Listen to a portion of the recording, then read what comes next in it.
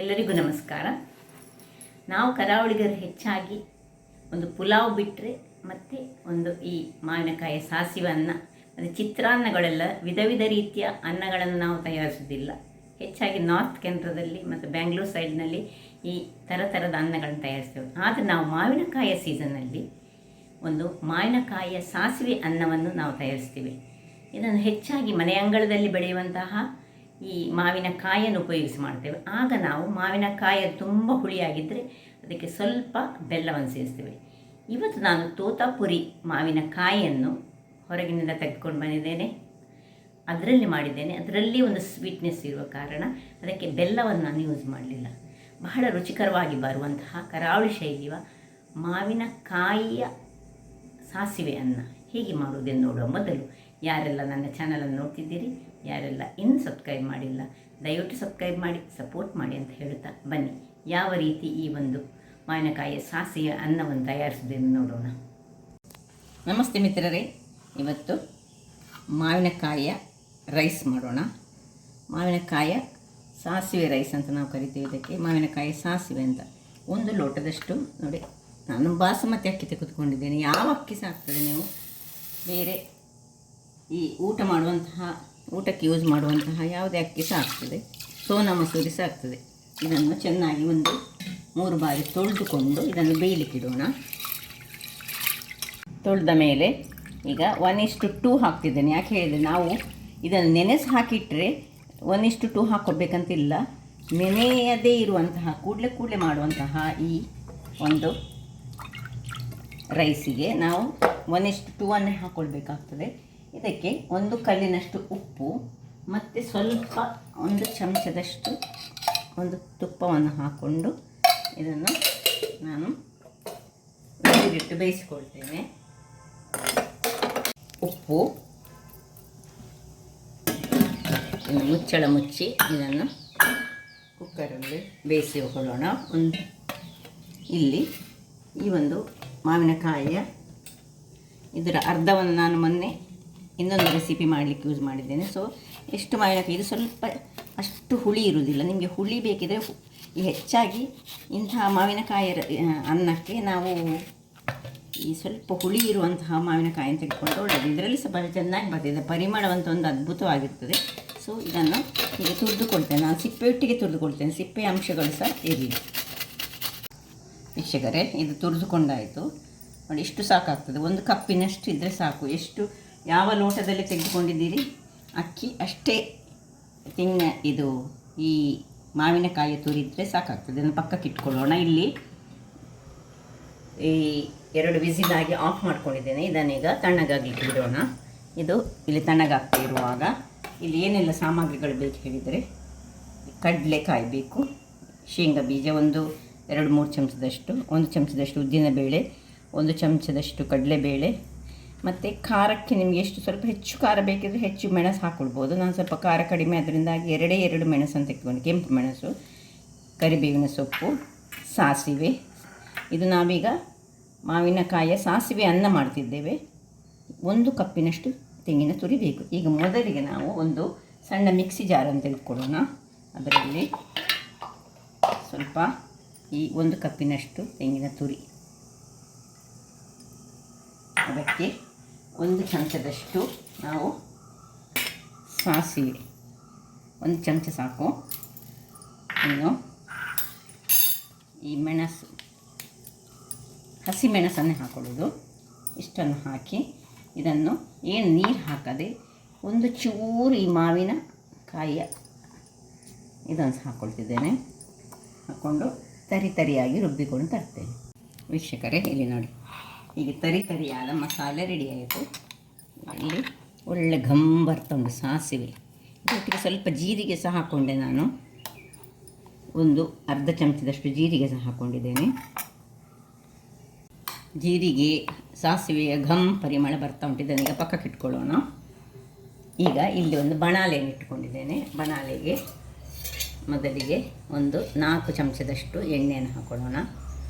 ಈ ಎಣ್ಣೆಯಲ್ಲಿ ಮೊದಲಿಗೆ ನಾವು 1 ಚಮಚದಷ್ಟು ಈ ಒಂದು ಕಡಲೆಕಾಯಿ ಬೀಜವನ್ನು 1-2 ಚಮಚ, ನಿಮಗೆ ಅದು ಬೇಕಿದ್ದಷ್ಟು. ನಾವು ಕಡಲೆಕಾಯಿ ನೀವು ಎಷ್ಟು ಹಾಕಿದರೆ ಸಹ ಅದು ಚೆನ್ನಾಗಿ ಬರ್ತದೆ. ಸೊ ಸುರಿಗೆ ಇದನ್ನು ಹುರಿದುಕೊಳ್ಳೋಣ ಒಂದು 2-3 ನಿಮಿಷಗಳ ಕಾಲ.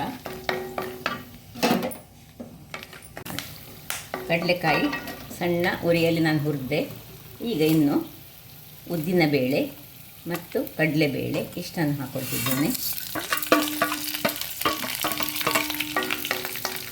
ಇದು ಸಹ ಹಾಗೆ ಸಣ್ಣ ಉರಿಯಲ್ಲಿ ಒಂದು ಸ್ವಲ್ಪ ಕಲರ್ ಚೇಂಜ್ ಆಗಬೇಕು.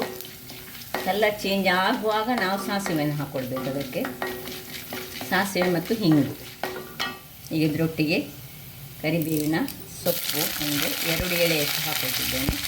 ಪರಿಮಳ ಚೆನ್ನಾಗಿ ಬರ್ತದೆ.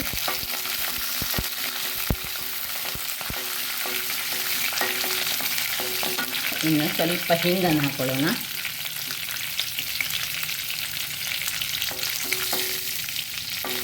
ಇನ್ನು 1 ಚಮಚದಷ್ಟು ಸಾಸಿವೆ ನಡುವಲ್ಲಿ ಹಾಕ್ಕೊಂಡ್ರೆ, ಇನ್ನು ಸಾಸಿವೆ ಒಡೆದ ಕೂಡಲೇ ಸಾಸಿವೆಯನ್ನು ಉಡಿಯಲ್ಲಿ ಬಿಡೋಣ.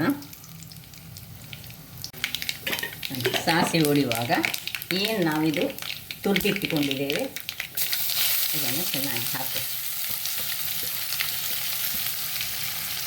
ಮಾವಿನಕಾಯಿಯ ಹಸಿ ವಾಸನೆ ಒಂದು ಚೂರು ಹೋಗಬೇಕು. ಅದರೊಟ್ಟಿಗೆ ಸ್ವಲ್ಪ ಉಪ್ಪನ್ನು ಹಾಕೊಳ್ಳೋಣ. ಆಗ ಅನ್ನ ಬೇಯಿಸುವಾಗ ನಾವು ಉಪ್ಪನ್ನು ಹಾಕ್ಕೊಂಡಿದ್ದೇವೆ. ಸೊ ಸ್ವಲ್ಪ ಎಷ್ಟು ಬೇಕು ರುಚಿಗೆ ತಕ್ಕಷ್ಟು ಉಪ್ಪನ್ನು ಹಾಕ್ಕೊಂಡು ಇದನ್ನು ಚೆನ್ನಾಗಿ ಕುದಿಸ್ಕೊಳ್ಳೋಣ. ಮಾವಿನಕಾಯಿ ಸ್ವಲ್ಪ ಬಾಡುವಾಗ ಈ ಮಸಾಲೆ ಏನುಂಟು ಅದನ್ನು ಈ ನಡುವಲ್ಲಿ ಸೈಡ್ ಮಾಡಿಕೊಂಡು ಎಲ್ಲ ಮಸಾಲೆಯನ್ನು ಇದರಲ್ಲಿ ಹಾಕ್ಕೊಳ್ತಿದ್ದೇನೆ.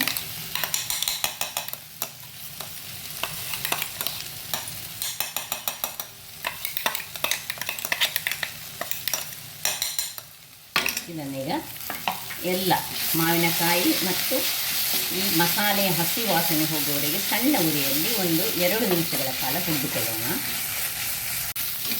ಎಲ್ಲ ಡ್ರೈ ಆಗ್ತಾ ಬಂತು. ಈಗ ಮೇಲಿನಿಂದ 1 ಚಮಚದಷ್ಟು ತುಪ್ಪವನ್ನು, ಈ ತುಪ್ಪ ಹೀಗೆ ಹಾಕಿದರೆ 1 ಚಮಚ ಬಹಳ ಚೆನ್ನಾಗಿ ಬರ್ತದೆ. ಪರಿಮಳ ಅಂತ ಅದ್ಭುತವಾಗಿರ್ತದೆ ಮತ್ತು ರುಚಿ ಸಹ ಅಷ್ಟೇ ಚೆನ್ನಾಗಿ ಬರ್ತದೆ. ಇನ್ನು ಇಷ್ಟ ಆಗುವಾಗ ಇಲ್ಲಿ ಏನು ಬೇಯಿಸಿಟ್ಟುಕೊಂಡಿದ್ದೇವೆ ನಾವು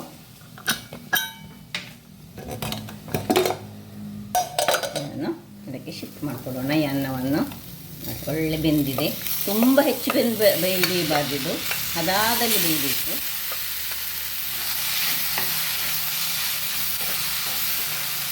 ನಿಧಾನವಾಗಿ ಮಾಡಿಕೊಳ್ಳಿ, ಅನ್ನ ಉದುರುದುರಾಗಿ ಬರಬೇಕು.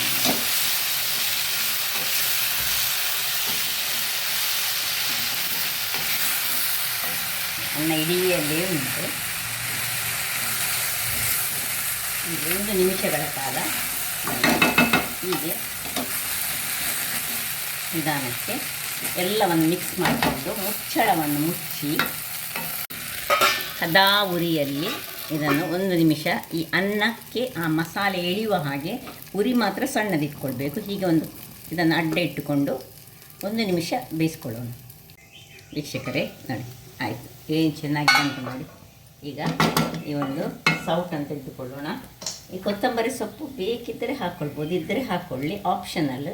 ನಿಮಗೆ ಇದ್ದರೆ ಹಾಕ್ಕೊಂಡ್ರೆ ಆಯಿತು. ಅಥವಾ ಇದರ ಮೇಲೆ ಇನ್ನು ಸ್ವಲ್ಪ ಮಾವಿನಕಾಯಿಯ ತುರಿಯನ್ನು ಸಹ ಹೀಗೆ ಹಾಕ್ಕೊಂಡ್ರೆ, ಅಥವಾ ಸರ್ವ್ ಮಾಡುವಾಗ ಒಂಚೂರು ಹಾಕ್ಕೊಂಡ್ರೆ ಬಹಳ ಚೆನ್ನಾಗಿ ಬರ್ತದೆ. ಈಗ ಸರ್ವ್ ಮಾಡೋಣ ನೋಡಿ. ಆಫ್ ಮಾಡಿಕೊಡ್ತಿದ್ದೇನೆ. ಇದಕ್ಕೆ ಬೇಕಿದ್ದರೆ ನೀವು ಗೇರು ಬೀಜ ಸಹ ಹಾಕ್ಕೊಳ್ಬೋದು, ಕಡಲೆ ಬದಲು. ಸೊ